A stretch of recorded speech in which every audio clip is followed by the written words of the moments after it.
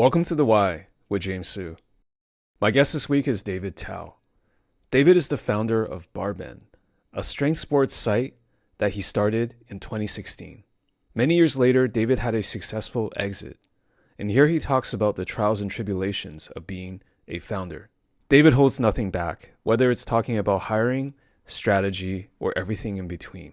He was pretty much an open book and is very honest about everything, including what it was like to sell the company.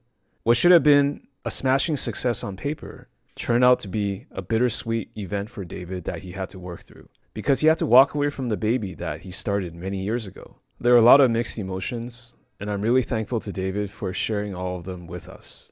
So I think whether you're an aspiring entrepreneur or someone who's in the middle of it, there are definitely some interesting takeaways. Without further ado, this is The Why with David Tao.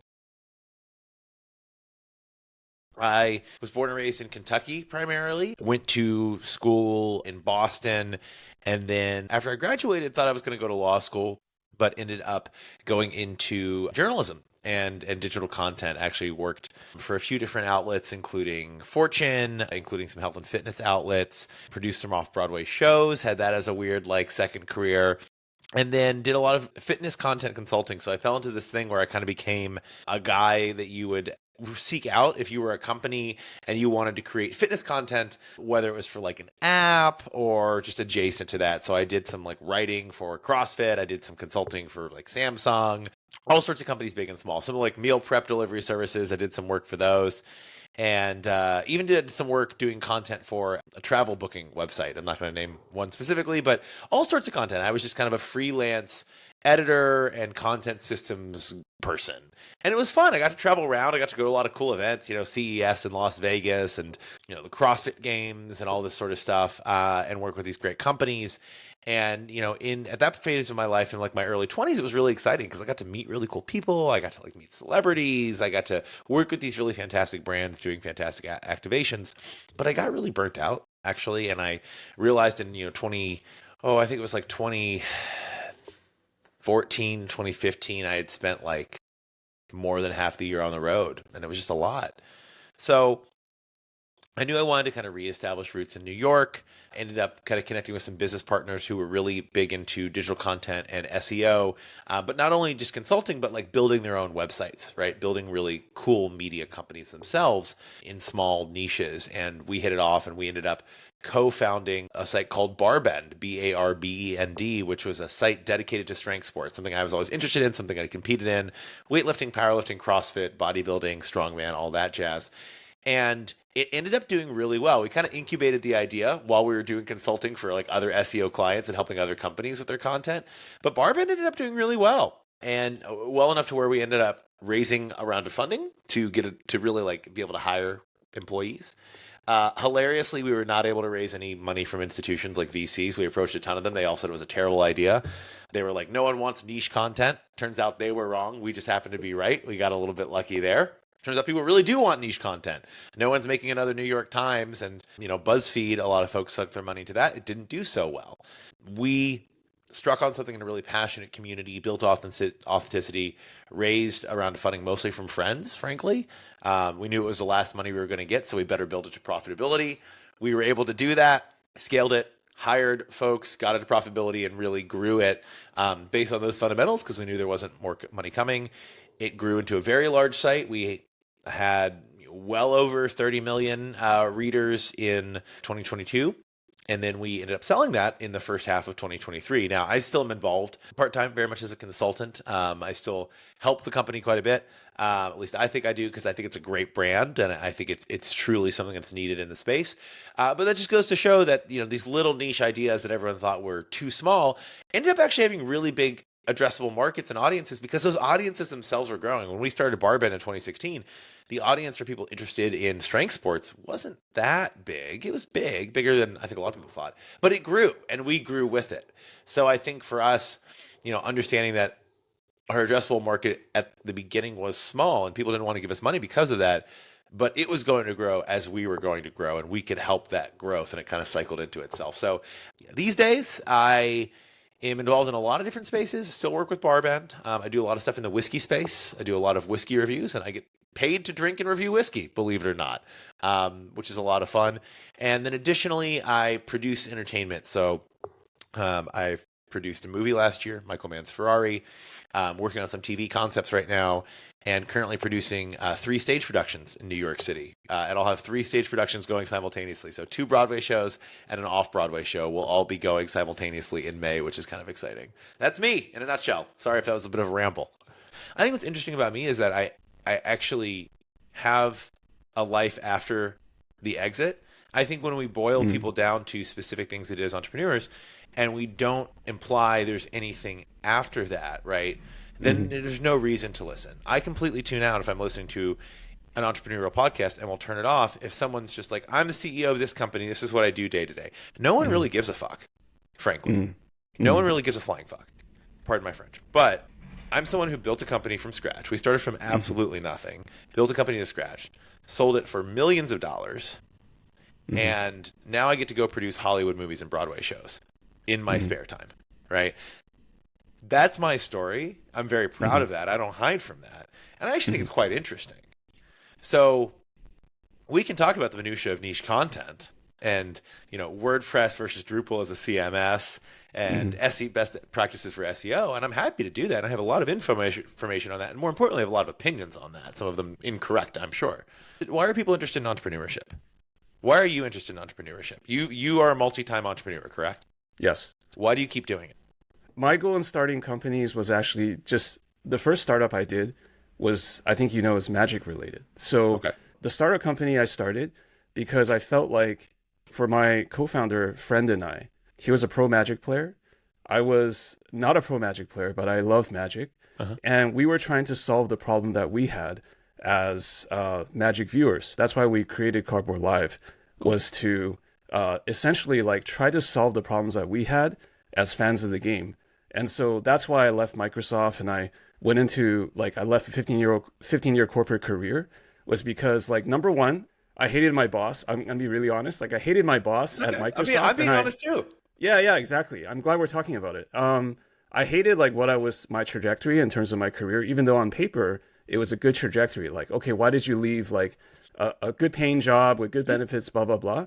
The second part was just because I felt like there was a problem to be solved in that Magic space, or there was a niche to be filled, maybe to put it more generally. Yeah. So you wanted to fill it, if I'm hearing you correctly, and I want to make sure I am, you wanted to address a need that you yourself felt. Yes. And B, you wanted to make money, correct?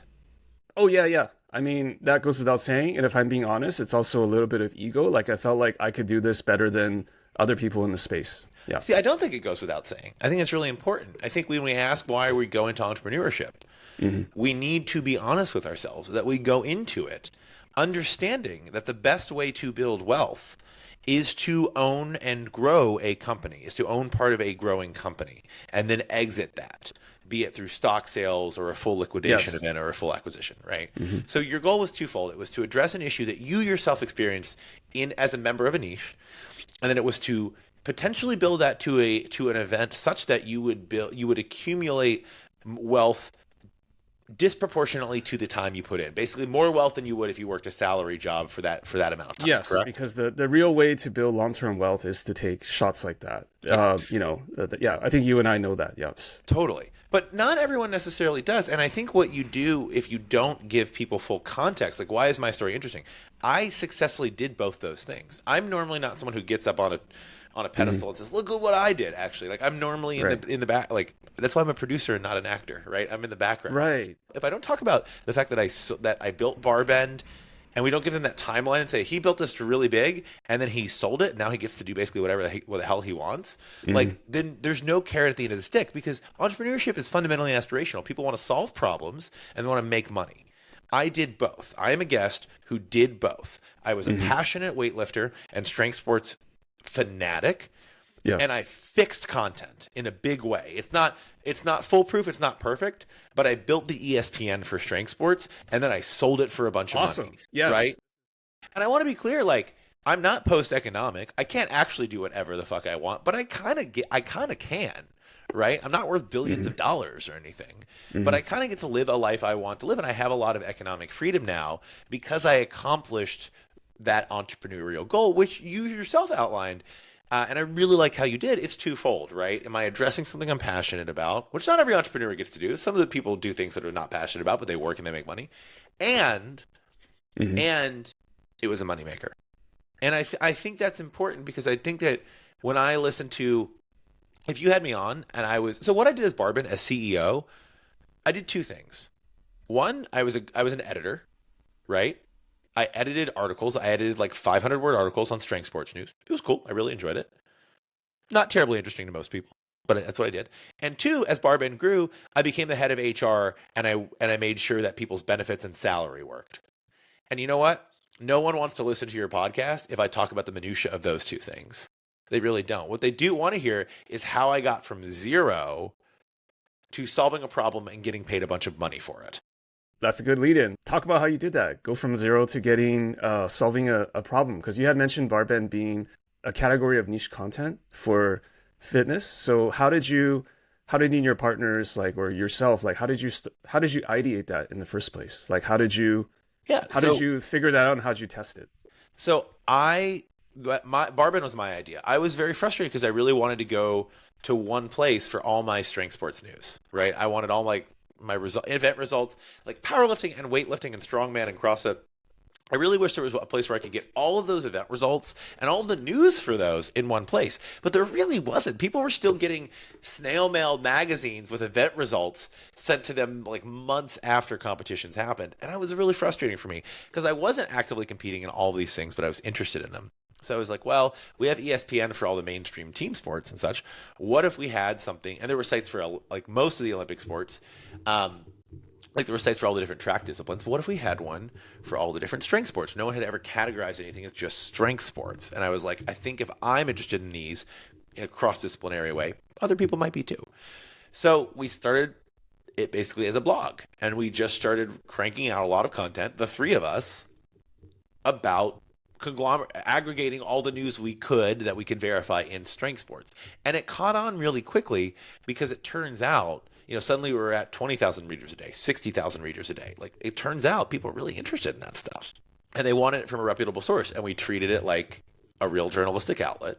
I used the skills that I had built writing for business journalism outlets to make sure the content was really good, right? To make sure the content was really accurate. I would reach out for quotes. I would reach out to verify. And it became clear that if we produced more content, we would get more readers. But the way to produce more content was to hire people. And so that's why we went out and raised money initially. And the first hires we made were 2 editors. So it was a linear function. You felt like, okay, getting those additional 2 people on board would then, what is it, like 3x or greater the output? 100%. Okay. 100%. And we hired 2 great people, right? And that's, again, hiring is the toughest part of entrepreneurship. Right. Well, raising money and figuring out how you're going to make money is the hardest thing. But after that, what becomes the hardest thing once you've kind of created a game plan is hiring great people. It's hard. It's really, really tough. BarBend never hired more than 2 people at a time for anything. Because I see a lot of teams, a lot of editorial teams, a lot of content startups. We were a content startup. Content was our product. Would onboard 10 people at once. I saw it here in New York in this ecosystem of content startups we had. We never onboarded really more than 1 person at once. There were a few times when we onboarded like 2 people within 3 weeks of each other. So I'm counting that as 2 at once. But we hired super slowly. And it got to the point where once we were profitable, we never hired faster than our profit growth could support that additional hire. So never went over your means, as it were. Right. Once we were profitable, now it took us a while to get to profitability, which is why we raised. So we had a runway to get there. In hindsight is it seems like skill. A lot of it's luck. A heck of a lot of this is luck. I can point to and have a revisionist history version of everything we did and say, ooh, I was so smart to do this. We made a lot of mistakes. I think we had more successes than we had failures, and it was a lot of luck. Okay, so there's 2 things here. So understanding that some of it can be looking back at it, but your hiring system, like how did you come up with that? How did you come up with, 2 folks at a time? And things like that. It was really mostly 1 person at a time. Normally it was 1 person at a time. We didn't have a hiring system. We would identify a position we needed. We would decide to hire for it. We would put out calls on social media and LinkedIn and Indeed.com.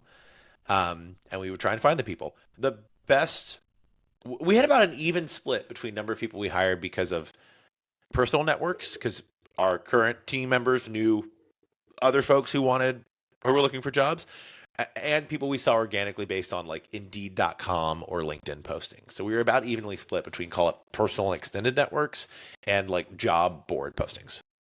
And are you okay to talk about perhaps some of the dumb things that you did or mistakes that you Oh, made? heck yeah. Like we did so. You want me to go through? You want me to just name a few? Whatever's interesting. Sure. Yeah. One thing we did was we decided we were going to invest a lot of time and money into trying becoming an events live streaming company. That was really dumb because none of us had experience doing that, and we had no competitive advantage in doing that. Right? We saw a lot of other folks in the space that were touching strength sports, but they weren't necessarily specifically in strength sports, starting to like live stream competitions. And we're like, we should live stream strongman competitions and weightlifting competitions and all of this. And what we realized is we were not equipped to do that. We did not have the knowledge to really do that. And there were all these different sports. They needed very different things for live streaming. Weightlifting is very static in that everything happens on a fixed platform. CrossFit is not. CrossFit's all about the unknown and the unknowable. You're running in a field, flipping tires, swimming, doing pull-ups, right? It's all sorts of things. You need completely different systems for those. So we knew those weren't replicable across these systems. We invested way too much time and money in that within our first 18 months into trying to be a live streaming company. It was not what we should have been doing. Other mistakes we made. We should have done newsletters earlier. We were very late to the newsletter game. We actually held off on doing newsletters, and we should have done them very early on. What was the initial reservation around not doing the newsletters? I was like, oh, we're just all SEO driven. We're all SEO driven. Well, here's the thing. You can build a great newsletter audience from SEO traffic, right? By converting your readers who land on you organically to newsletter subscribers. We should have done that early on. We should have had a referral program. We should have done that much earlier. It was silly not to. And I remember thinking, that's not us. It should have been us, because it was very easy to take the content we were producing on site and adapt it for a newsletter format. Mm. And some people just prefer, consuming their content that way. So we should have done that. Other things we did very poorly. We tried selling equipment or gear like knee sleeves and weightlifting belts. We tried like branding equipment and selling it, and like doing our own fulfillment, which was literally me like going to the post office a couple times a week and like stuffing packages. That was a waste of time. It was an absolute waste of time. That was hours a week I could have spent. We didn't have the volume to really afford doing like outsourcing fulfillment, but that's hours a week I could have spent writing articles and editing articles, right? We're not going to sell gear and equipment and apparel. Like that was not our thing, right? That was another big mistake we made. I think another mistake we made, we decided not to write about bodybuilding for the first few years. Right now, BarBend is one of the largest producers of bodybuilding content in the world, right? The bodybuilding community, people interested in that content, it is a very big market, right? I'm not personally interested in it. I've become more interested as I learn more about it. But we decided not to. And we had the opportunity to hire employees and team members who were experts in that, could produce really great content. And we decided not to, because we were like, well, we're going to keep focusing on CrossFit and weightlifting and powerlifting and strongman because those are still growing. But eventually their growth slowed. And we decided to start writing about bodybuilding because we wanted to grow and capture those eyeballs in that community. And if we had done that 2 years earlier, we might have gotten to a point where people were interested in buying BarBend at the 5-year mark instead of the 7-year mark, right? It might have accelerated that by like two full years. Sure. Hindsight's 2020. Those are just some mistakes that come. Those are the mistakes that like immediately come to mind with no thought. By the way. Right. But at the time, they must have seemed reasonable. Or I have to imagine, as an entrepreneur at the time, you cannot be entirely led by some sort of market research or data. So you have to use your gut on a lot of these things, right?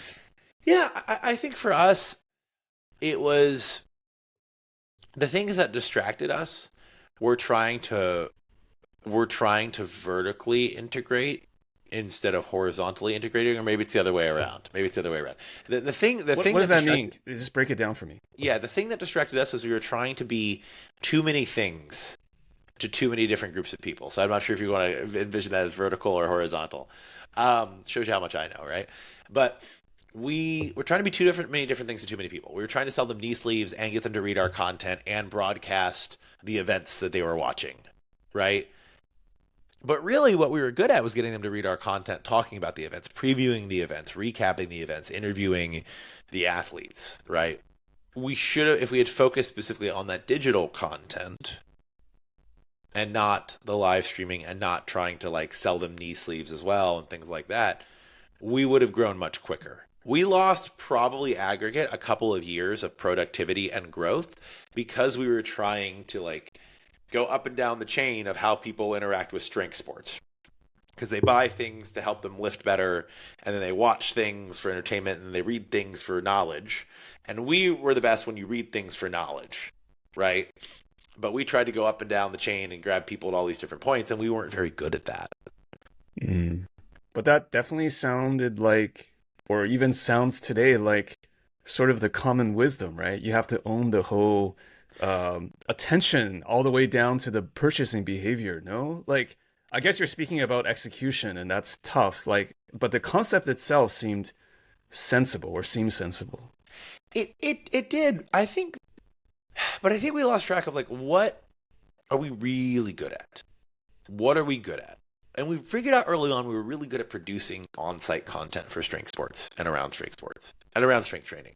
We were really, really good at that. Sometimes I lost focus of that as a CEO, right? I think that, which I have a lot of guilt around, because I think that employees could have had better jobs. We did have to let a few employees go over the course of BarBend's existence, right? And I think to myself, if I had done a better job of leading us and having a clearer, more refined vision and more focused vision and spending more time thinking about that vision, would we have had to let those folks go? Maybe not. And that stinks as an entrepreneur. It really does. I'm not going to say, woe is me, right? I'm not going to no one should feel bad for me, because that is when you hire someone, you take a responsibility. And if you mess up, they might lose their job, right? If the company failed, at one point, 20 some people would lose their jobs if the company had failed. And that is, again, not something I want people to feel bad for me. Oh, I had this guilt, but I took it seriously. And yeah, I do feel a little bad when I made decisions that impacted people's livelihoods in a negative way. That's a real thing. And I think it's okay to feel that. I think I probably should feel that. What was your support circle like, when you were the CEO? Like, were there folks that you leaned on for support or for advice at the time? Because Yeah. I would imagine that's just very tough to have to go through that. As they say, it's lonely at the top, or it's lonely as the CEO, right? Well, I had great co-founders. It wasn't, I was CEO and co-founder, but I wasn't the only founder, right? And I wasn't the only owner of the site. So I had great co-founders. We had really good investors. A lot of folks, when they raise money, they joke that oh, my investors are on my back. I have really supportive investors generally. A lot of people that I could just talk to, vent to, that would give me ideas, let me bounce ideas off of them, which is really great. I remember the first time I was CEO and editor, when the site became too big for me to really edit everything. We brought on a managing editor who then became editorial director, who then became head of content, and now runs all the content for BarBend post acquisition. I remember the first time I was kind of frankly freaking out about something because something was going wrong with the site. I forget exactly what it was, but I just remember the moment. And he looked at me and he was like, "Hey, David, I got it. It's okay. I got it." Right. And that made me realize we hired people who were better at doing what they do than I was at doing what they do. And that's when I started feeling really supported, because I knew that they were just better than me. And then my job transitioned from, how I joked about I was an editor and then I was HR. My job transitioned from being the best editor, which I no longer was, to figuring out how to support them in their jobs, make sure they got paid on time, make sure they had good benefits, make sure they had a good work environment. That's what my job became. And that was bittersweet, because you kind of make yourself obsolete a little bit. More than bittersweet, right? I mean, it's reassuring to have that person just take over when there's some sort of fire or be a calming force, but it's also just like, this has always been my baby, right? So maybe this is a good segue to like, you walking away from the day to day, like what was that like? I mean, what goes through your mind, as you're considering selling it and then Yeah. life after selling it? So I want to say I was not prepared well for that. I don't think many people are. Unless you've been through it, it's tough to prepare for Well, that. there's no handbook for that. There's no handbook. I do think, by the way, like everything I'm about to say, I don't want anyone to be like, woe is he, right? Because it worked out really well for me. Mm-hmm. And like, just because I had some struggles after and I just had to like and I had a little bit of like a small personal identity crisis after, I'm so glad everything happened, right? But I did have a little bit of a personal identity crisis because when it got to the point where we knew people were interested in BarBend, my focus became running the company and also potentially selling it. Due diligence, if you're selling a company of that size, is a lot of work. And my co-founders were incredibly supportive. My co-founders and business partners were incredibly supportive, right? It's a lot of work. Picking the right place to buy your company, because a few companies were interested in BarBend, what was a lot of work. We wanted to pick a place that would keep all of our team members. And by the way, all of our team members, I'm happy to say, everyone who was there during the transition, everyone got bonuses, which I was really proud of, even if they weren't equity holders in the company. They got benefits, etc. The transition period after we sold was significant. You have to change bank accounts. You have to change accountants. You have tax information. You have website logins. How many pieces of software does a digital content company use and that has to be transferred over? Dozens, right? That took months. And then suddenly you wake up a few months later and no one's asking you for anything. And I fortunately had a therapist I could go to. And I really had to figure things out. And there was the first week where I really wasn't needed anymore. Like day to day. I was really mean to a lot of people. I was mean to my family when they like reached out. I was mean to some friends. I had some like angry breakfasts with friends who hadn't seen me in months because I'd been in this whole like sale process, and they were just like so happy for me. Congratulations. And I was just a curmudgeon. And you're Because just mad. Okay. I was just mad, and I was so mean to them, and I was so mean to them, and I am an imperfect person, and for me, like I can be emotional and I can ebb and flow, and I'm thankful that I have a support network of friends and family who understand that like sometimes they need to just be like, hey David, take a step back, take a chill pill, and that was it. But it pushed me to realize the importance of therapy for myself when it came to how I self-identified. And I think the other thing, James, that I'm really grateful for is I had a lot of other cool opportunities to get into, right? I was able to do more things in the whiskey space, which I was passionate about, do more things in the entertainment space, which I am very passionate about. So I was able to remain very busy, and I'm thankful for that. Did you take a kind of sabbatical or break, or did you just jump right into the next thing? I thought I would, but I got lucky. Some opportunities came across very quickly, and I did not. I did not take a sabbatical. Okay. Looking back on BarBend now, I mean, obviously you mentioned some of the potential missteps and things like that. But as you said, hindsight is 2020, both good and bad. Are you able to now just fully process like that entire BarBend legacy? And are you overall, how do you feel overall about it? I don't want to put like answers into your mouth, you know? I don't think you are. I feel very grateful for it. And I feel very grateful because I've had several of these conversations. But a few weeks after we sold, I did a whiskey tasting at a local powerlifting gym. I got to kind of combine two of my passions. And a local Nice. powerlifting gym asked me to come do a whiskey tasting. And I was like, yeah, of course. Yes. After the whiskey tasting, this woman came up to me and she said, hey, I heard you started BarBend. And I said, yeah, I was one of the founders of BarBend. And she said, BarBend is the reason I am on a powerlifting team now. Because I started reading your site, because I was interested in it, but I was a little intimidated. And I saw your site and I saw she was a woman of color, a young woman of color, and she said, I saw pictures of people like me lifting weights. And I saw content about people like me lifting weights. And I thought, maybe I can do that. And then she joined that powerlifting gym, became a member of the powerlifting team, and now she competes in powerlifting. And she lives a healthier lifestyle and is stronger than ever and has surprised herself with what she's able to do. And it's not about how much weight you lift. It's about becoming a stronger version of yourself. And that one conversation, I was like, I still tear up when I think about it. That one conversation, I was like, oh, if I had this impact on one person's life, it's totally worth it.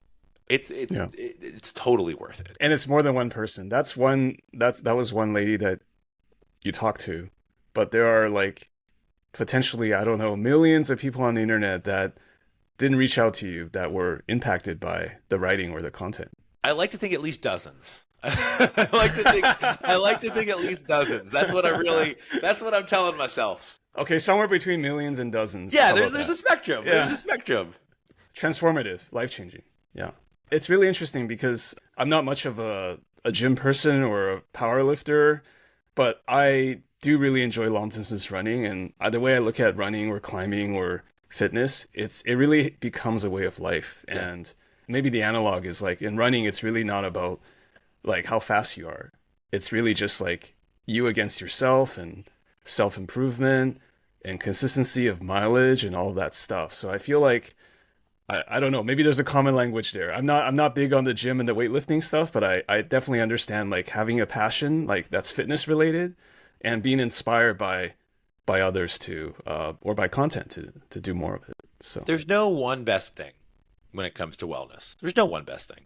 It's what gets you really jazzed. There are certain things that scientifically we know have a better outcome for your body and quality of life. For training, right? It's not like completely recovery. Random. I just want to be very clear. It's not. Yeah. Right. But like a huge component of this is what are you enjoying doing and what for you becomes sustainable. That's a really big point. Mm-hmm. So kind of looking at the landscape now, because BarBend was maybe a generation ago, or in the internet era, it feels like it was a generation ago. Yeah. Probably not. But when you look at the wellness industry and fitness industry now and the social platforms we have now, can you comment on what it is today? Like, is this what you expected maybe 10 years ago, 5 years ago? Or how do you see this as kind of an insider who's been in that space? I think the thing that surprised me, and I was a little hesitant about it at first, but now I embrace it a little bit more, is the influencer economy. I think influencers, like, they are the ultimate in niche, right? Because I was really big into niche content, and I was like, oh, this influencer stuff's getting really big. I'm not so sure about that. But influencers it's just niche content because it's people who are like, they align themselves with that person, right? They see themselves in that person, or they aspire to be like that person, right? And that's really what I think drives a lot of the influencer economy. And I think that's the new wave, right? And I think it's not like the new wave that's upcoming. We're like in the middle of it, right? And I think we have been for at least a couple of years. And I think COVID really accelerated that because people were stuck at home and people wanted to be able to connect with other folks. So it became a very personal niche thing. You know, a couple generations ago, you identified with maybe what newspaper you read or what magazine you read. And then it became what websites you read or what TV channels you watched, right? And now it's, which content creators and influencers. I say creators is a better word than influencers. Like, which content creators, which creators are you really plugged into? And do you really watch? And I think that's how we're self-identifying, because we really want to identify with other people. And I think COVID just accelerated that because we were looking for that kind of like those tendrils of connection, so to speak. Tendrils of connection. It's a good name for a magic card, by the way. Tendrils of connection. There we go. It's the opposite of tendrils of agony. Yeah. Yeah, exactly. Having said that, that is the current state of the world today, is the influencer economy. But do you see any potential downsides or trade-offs with things going that way? Yeah, I think that like content creators and influencers, it's getting better, but it's still a bit of the Wild West when it comes to like ethical standards, right? Like journalistic ethics are not 100% accurate, right? They don't work all the time. I think we've seen that. They do fail. But journalistic integrity and ethics has been established over the course of many generations, what does that look like, right? And it's gotten better, right? I think that it's easier, like it's gotten better. But then again, the internet kind of turned that on its head, right? And the internet had to kind of establish what are journalistic ethics for the internet. And now the creator economy or the influencer economy, whatever you want to call it, they have to establish that as well. Because like one person's opinion, is that correct? What if they're spreading misinformation? We've seen the deleterious effects of that. So that's what's a little scary, and that's what's a potential downside is how much are you trusting one person, because no one's perfect. No one knows everything and no one gets everything right 100% of the time. Right. This is something that I think about way too much, and I think you're thinking about it the exact right amount, probably. I wonder sometimes, like, do we need some sort of regulatory controls on, like, because if an athlete or an influencer who's an athlete just says, this is has 1 million fans and just says today, I think AG1 is like the best supplement, or I'm not putting any shade on AG1, but I'm just using this as an example that comes to mind recently. Like, if they promote something or they're against something, what sorts of safeguards are there? Because these people are not trained as in ethics and journalism and all these kind of things. So I don't know. I don't know what the solution is. And it's tough because that's just an individual. So like, right? They have. You could say I'm just an individual. So I'm just an individual. It's just my opinion, right? I'm just an individual. It's just my opinion, and depending on where you are, like free speech, right? I'm in the United States. The First Amendment. One would think I have free speech, right? So it's a little bit certainly difficult to judge. It's very difficult to adjudicate, so to speak. I don't have the answer to that, but I think it's interesting. And I think right now the best thing we can do as individuals is to actually think about it, right? Because like, James, you and I, we're not going to come up with like the code of content creator ethics on this call, right? Or on this interview. As fun as that would be, but we're not going to come up with a very good draft of that. I just don't think it's going to happen. But what we can do as individuals is we can be aware of it, and we can think of, oh, okay, if I'm aware of that, and I'm aware that I could be influenced by these folks I'm following, then I think that self-awareness, it gets easier to be like, I don't agree with that, right? I don't buy into everything they say. I think the first step in being able to disengage or to say, oh, you know what, I like their content, but I actually don't like that, I don't agree with that, is to be aware of the fact that we are being influenced and that these are people who make mistakes and who are wrong and who have biases, which allows your mind to be able to say, oh, no, that thing is not for me, right? For sure. And if we get meta for a second, even this very act of doing an interview, like, I'm not a trained journalist where someone with your background actually is. So like, what did you learn from that world of, actually writing for institutional outlets? Like, is there something there? Like, what did you pick up? Because people like me, like, you know what they say, right? The best thing about the internet is that anyone can do anything. The worst thing is anyone can do anything, So yeah, what did you learn from that? I think for me, disclosures and disclaimers are important. I think it's something that I can continuously try. It's something as a whiskey reviewer, I still have to be aware of that, right? And depending on what outlet I like, there's certain outlets that I write content for in the whiskey and spirit space where I can actually accept a press trip, and I can go on a trip to a distillery and I can learn about a product, right? And I can write about that, maybe what they're doing out there, right? Maybe how they're distilling, maybe how they're making the spirit or something.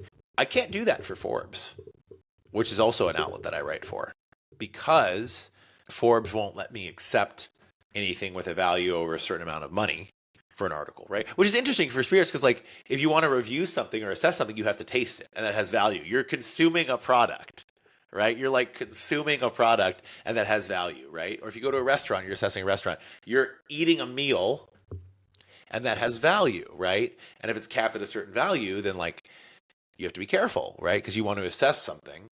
But if I'm writing something for Forbes, I can't ask a brand to send me 7 bottles of whiskey so I can taste each and every bottle in their lineup, right? Because that might go over that cap. Other websites, I can do that. And I can be like, look, they sent me this stuff. I tried this stuff. It's okay. Every outlet has its own particular journalistic code of ethics. So, yeah, they're just different okay rules. So at the end of the day, it's just something I have to be aware of. Disclosures, right? Yeah, just like when it's about disclosures. So just like when I watch a I told you I'm a big runner. When I watch running shoe reviews, the reviewer always says, "Okay, I got these shoes from ASICS, or they were sent to me free, but but I'm still gonna try to be unbiased with this interview. They didn't pay me to say whatever." So you still put out things like that, and I think that helps the viewer like understand, right, the context. I hope. Okay, what is something that you think you might tell a younger entrepreneur who's getting started in entrepreneurship, or maybe even just younger David Tao? Yeah, I think ask more questions than you try and answer. I'm not a very good listener sometimes. And the thing is, like, this is really corny. Pitbull, the rapper, has a line. It's something like, I might be butchering it here. Ask for money, you get advice. Ask for advice, get money twice. People are generally really willing to give you advice, especially if you're just starting out. And I got reminded of that as I'm doing more stuff in the production space. Like, people have given me great advice if I ask for it, just for free. They don't expect anything in return. They like sharing that. I was so hesitant to ask for advice early on. I was embarrassed. But like, you don't know, no one knows everything, right? It's like, if it's your first time starting a company, like, you don't know how to start a company. There's no reason to not, like, you can ask for, what's the worst that someone's going to say? No, I don't want to share that with you. That's a trade secret. Okay. I just wish I'd been more willing to ask for advice, especially for people who like were clearly willing and happy to give it to me. Mm. But how do you process the advice? Let's say you ask for it and somebody gives you something. How do you know this is legitimate or not? Just like what's you your said, framework? How do you know anything's legitimate or not? We've spent a lot of this conversation. You know what I mean? How do you know anything's legitimate or not? Anything you consume online, right? Mm-hmm. How do you know? Mm-hmm. That's one of the hardest things about being a person is you have to intake all this information and you have to do something with it. And you have to figure out how it sits in your brain. Are you rejecting it? Are you assimilating it? It's really tough. It's really difficult. Mm-hmm. But I'd rather have more information. You know, we met through the game Magic the Gathering, James, right? We've never played in person, but we met through that community. And the most valuable thing in Magic the Gathering, one of the most valuable things in Magic the Gathering is information. Information in a game that includes randomized elements will allow you to perform better, will allow you to win more games, right? Information is very valuable. What you do with that information, the decisions you make, it takes a lot of skill, and you get better with that. You get better at that with time. But I'd rather have more information than less. Awesome. Words of wisdom. So, David, thank you so much for your time today. James, I really appreciate this. Like, I just want to say really quick, I know we've never met in person. I know we've only talked a few times online. It's actually pretty rare for me to like push back on someone and be like, "Ooh, I actually don't agree with this line of questioning," or like, "Ooh, I actually disagree with like what you're saying." But I feel very comfortable doing that with you because I know that ultimately you're trying to get more information for more people. And I really respect that, and I really want to thank you for that. And I want to thank you for fostering an environment here where I feel comfortable being honest and risking being a little bit of sounding like a little bit of an asshole because I believe in something. And I think that allows people to actually talk about real things, to get their real feelings and thoughts and opinions across, as opposed to something that's sugar-coated. And so I really appreciate you being that person and being disarming in that special way. Thank you. I appreciate that, and I'm sorry that this is the Asian part of me. Like, I'm sorry that we got off on the wrong foot. But in the end, I feel so good about what we ended up doing because it was really fucking real, and that's what I want. Like, I want that real talk, and I wasn't sure because we didn't really exactly talk about what we're going to talk about, other than just having kind of a chit chat last time.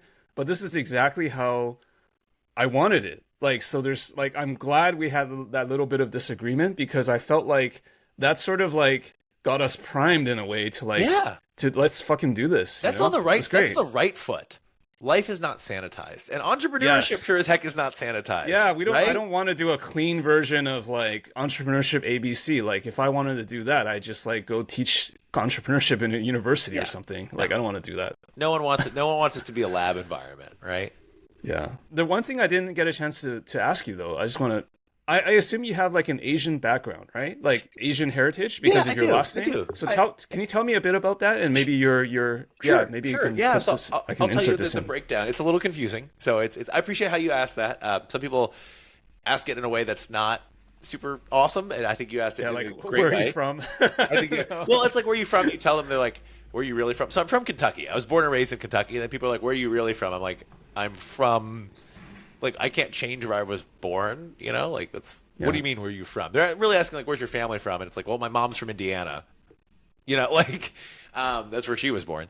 So on my mom's side, the family's of Syrian Lebanese background. So it was some other things mixed in, but we can actually trade. Like I know exactly when my mom's ancestors got uh, my mom's Arabic speaking ancestors landed in New York City. Their first time on American soil. It was like about a mile from where I sit right now, which is pretty Oh cool, wow. right? Um, so Syrian Lebanese Arab. Um, and then the other side is on my father's side. I actually do not have a relationship with my father, but half Chinese, half Ukrainian. Mm. So I'm a bit of a mutt. That's okay. I like it. No, you're American. That's what being American actually is. That's Yeah. in my dictionary. Like that's what it is. It's a different cultures. I'm just a little, in a couple hundred years, we're all going to be even more mixed than we are now. And we already are. Humans are not homogenous in any way. But yeah, I grew up, I say culturally, Kentucky, in central Kentucky. I only speak English, um, which I wish I spoke other languages. People are like, do you speak Yeah. Chinese or Arabic? I was like, I really Yeah. wish. That'd be really great. Yeah. I don't. But yeah, so Chinese, quarter Chinese. I think Right. people often assume that I'm a little bit more, especially since my last name is Tao. Um, Mhm. but yeah, that's the breakdown. So now that I know a bit about your cultural, I'll say lineage, your Sure. cultural heritage. In light of like recent events going on in the world, like do you feel anything about those kind of things? Like is there like an Arab part of you that comes out? Is there like a Chinese part of you that comes out? So what I will say here in this forum is that I'm publicly and proudly involved with the nonprofit sphere in New York City that that is working to commemorate, celebrate, and educate regarding Arab American heritage. I'm very proud of that. I am actually a multi-time donor to a monument that is going to be erected later this year in Lower Manhattan, celebrating New York's earliest Arab American communities.